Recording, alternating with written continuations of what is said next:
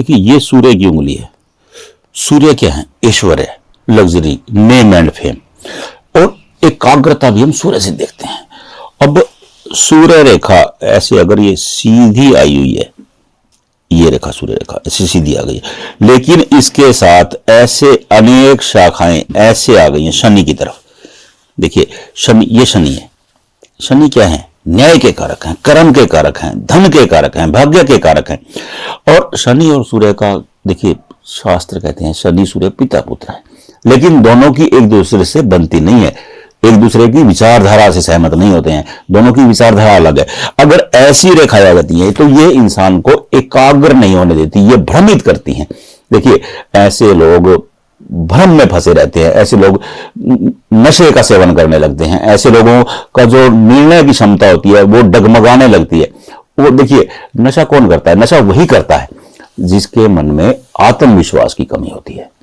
वो नशे से आत्मविश्वास बनाने, वो कहते हैं ना कि देखिए कोई चूहे को भी अगर शराब पिला दी जाए तो वो शेर के रूप में खड़ा हो जाता है, बिल्ली नशा करने लगे तो वो शेर बन जाती है।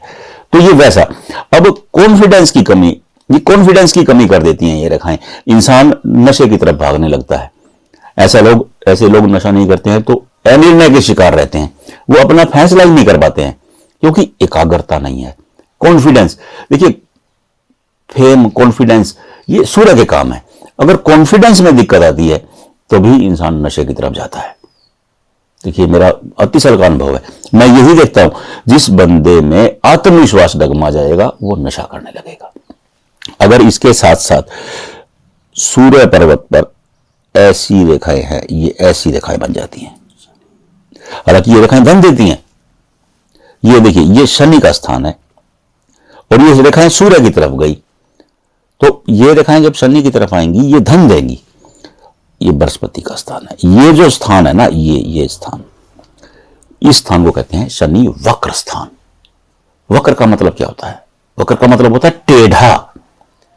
अष्टावक्र एक कैरेक्टर हमारे शास्त्रों में थे, आपने कभी सुना होगा, तो टीवी सीरियल में भी आया अष्टावक्र। अष्टावक्र टेढ़े थे, वो संभल संभल के चलते थे। देखिए वक्र का मतलब उल्टा नहीं होता है, वक्र का मतलब होता है टेढ़ा। जो टेढ़ा इंसान होता है ना वो संभल संभल के चलता है। अब कुबड़ा होगा वो संभल संभल के चलेगा, उसको गिरने का डर रहता है। लंगड़ा होगा वो संभल संभल के चलेगा क्योंकि वो गिर सकता है, कोई विकलांग आदमी हो तो वो बहुत संभल संभल के चलता है। ऐसे ही वो टेढ़े थे, अब टेढ़ा इंसान संभल संभल करके चलेगा। देखिए इसका दूसरा तर्क एक और भी है। शनि शरारती ग्रह है, उत्पाती ग्रह है, और बृहस्पति देव गुरु हैं, देवताओं के भी गुरु हैं, देव गुरु का दर्जा, और ज्ञान निर्माण ये शनि का काम है, सॉरी बृहस्पति का काम है। अब बृहस्पति गुरुत्व लिए हुए हैं, और ये इसको ना आप सरल भाषा में ऐसे समझ सकते हैं, आप समझाता हूं। एक ऐसा बच्चा जो शरारती है और वो क्लास में गुरु के सामने यानी शिक्षक के सामने ऐसी जगह पे जा बैठेगा जहां शिक्षक की नजर ना पड़े। आगे आपको समझ में कितनी सरल बात है। शरारती बच्चा हमेशा वहां बैठता है जहां शिक्षक की नजर ना पड़ती हो। यही स्थिति शनि की है। वो बृहस्पति के सामने जब भी खड़े होते हैं तो वो मुख मोड़ लेते हैं, अपना मुख इधर कर लेंगे, इधर कर लेंगे तो इधर, क्योंकि अष्ट हो गए, टेढ़े हो गए, वो टेढ़े होकर खड़े जाते हैं, इसलिए कहते हैं वक्र दृष्टि। मतलब वक्र का मतलब टेढ़ा हो जाना। अब यहां से अगर रेखाएं शनि की तरफ जाती हैं, ये धन के लिए तो अच्छी हैं, लेकिन इंसान को फेम में बड़ी दिक्कत लाती हैं। ये नशा करने की ओर परिवर्तित कर लेती हैं। ऐसे लोग मांस, मदिरा, इन चीजों का सेवन करने लगते हैं। ये अच्छा संकेत नहीं होता है। हाँ, ऐसे लोगों के पास अगर ये शनि वक्र की दृष्टि से रेखाएं हैं तो ऐसे लोगों को धन तो मिलता है, धन की दिक्कत नहीं रहती है, लेकिन जो उनका बिहेवियर है वो अच्छा नहीं रहता है। वो नशा करने लगते हैं, वो उलझ जाते हैं इसी मामले में। अब आप देखिए, अगर ये रेखाएं संपूर्ण एक दूसरे से मिलने लगती हैं तो परेशानी खड़ी कर देती हैं। अगर रेखाएं मिल जाती हैं तो परेशानी होगी, लेकिन अगर ये रेखाएं मिलती नहीं हैं, मिलेंगी नहीं, गैप बना करके रखे हुए हैं, तो इंसान उलझता रहता है, भ्रम में उलझा रहेगा, परेशानी में उलझा रहेगा, और वो परेशानी के कारण उनको दिक्कत आती है, परेशानी के कारण समस्या खड़ी हो जाती है। अगर ये रेखाएं मिल जाती हैं तो उलझन कर देती हैं, परेशान कर देती है इंसान को, क्योंकि ये भाग्य रेखा को बार बार कट कर रही होती हैं।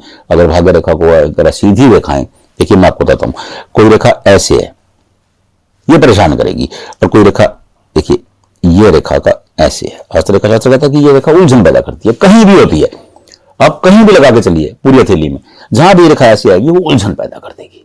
मैं आपको सीधा सीधा फार्मूला बताता हूं। देखिए मेरी कोशिश रहती है कि आपको बिल्कुल सिंपल सरल भाषा में समझाया जाए, क्योंकि रेखाओं को समझने के लिए जरूरी है कि उनका मूल समझ लिया जाए। मूल समझ में आ जाएगा, रेखा समझ में आ जाएगी।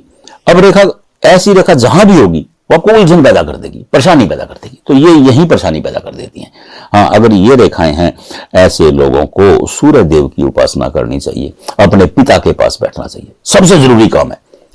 देखिए सूर्य खराब, उसका सबसे बड़ा उपाय क्या है?